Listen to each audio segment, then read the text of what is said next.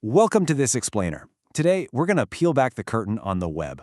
You know, whenever you open up your browser, you're stepping into this incredibly complex digital world. But honestly, underneath all those flashy websites you visit, it's built on a surprisingly simple foundation.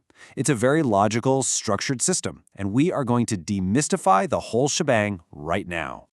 Here's our roadmap for today. We're looking at the language of the web, the anatomy of an element, adding details with attributes, the blueprint of a web page, and finally, making the web interactive. Let's get right into it. Section 1. The language of the web. What is HTML? We're starting with the absolute basics here, the core material that constructs the digital world around us. So the absolutely crucial thing to understand right off the bat is that HTML isn't actually a programming language. It's a markup language. It dictates structure. Basically, when your browser opens a text file with a .html extension, it's reading this markup to figure out exactly how to display that content to you. To do this, HTML uses a series of elements to essentially enclose or wrap different parts of the content. Think of these elements as the basic bricks in our construction analogy. By wrapping your text or media in specific tags, you're literally just telling the browser, hey, this is a standard paragraph, or this is a top-level heading, or this is a hyperlink. Moving on to Section 2. Anatomy of an element, the basic bricks. Let's actually zoom in on a single one of those foundational bricks to see exactly how it's made. Okay, so a standard element is usually made up of three parts. First, you've got the opening tag, wrapped in angle brackets. That's where the effect begins. Then you have the content itself, like, say, an observation about a very grumpy cat. And finally, you have the closing tag. Now notice how the closing tag is exactly the same as the opening tag, but with one huge difference. It has a / right before the element name. Forgetting that slash is basically a rite of passage, but skip it and you'll definitely get some really peculiar browser errors. Now, as your pages get more complex, you're going to start putting elements inside of other elements. We call this nesting. But here's the catch. When nesting, you have to close elements in the correct order. You open a paragraph, open a strong tag, close the strong tag, and then close the paragraph.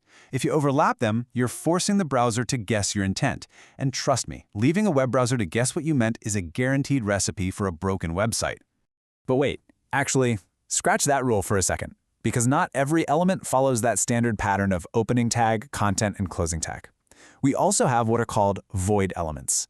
These are things like a line break tag or an image tag. They just stand on their own. They embed something directly into the document, so they literally don't need a closing tag at all. All right, Section 3. Adding details with attributes, painting the bricks. Now that we have our basic elements down, let's look at how we can modify or sort of paint these building blocks to give them more functionality. We do this using attributes. These little guys always live right inside the opening tag and provide extra information. For instance, if you're embedding an image, you absolutely must use the src attribute to tell the browser the URL of that image. You also have the incredibly important alt attribute, which gives a text description. This is absolutely crucial, guys, because it makes your images accessible to users who rely on screen readers. Now, here's a really cool concept: Boolean attributes. A Boolean attribute automatically turns true just by existing in the tag. It's that simple. So if you want to gray out a form input so a user can't type in it, you just write the word disabled inside the tag.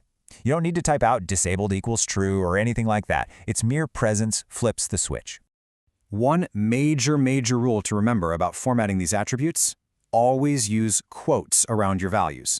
Now, technically, you can sometimes get away without them if a value has absolutely no spaces. But if you omit quotes and there is a space, the browser is going to horribly misinterpret your code. It might think one attribute with a space is actually 3 separate attributes. So, best practice, just use the quotes every single time. Save yourself the headache. Moving along to Section 4. Blueprint of a web page, the macro structure. Let's step back and look at the architectural blueprint of an entire HTML document. Individual tags are great, but they need a proper home, right? Every single valid web page on the internet uses this exact boilerplate sequence to combine all those individual elements into a fully functioning document. You wrap everything in the root HTML tags, and then you divide the document into 2 main sections, the head and the body.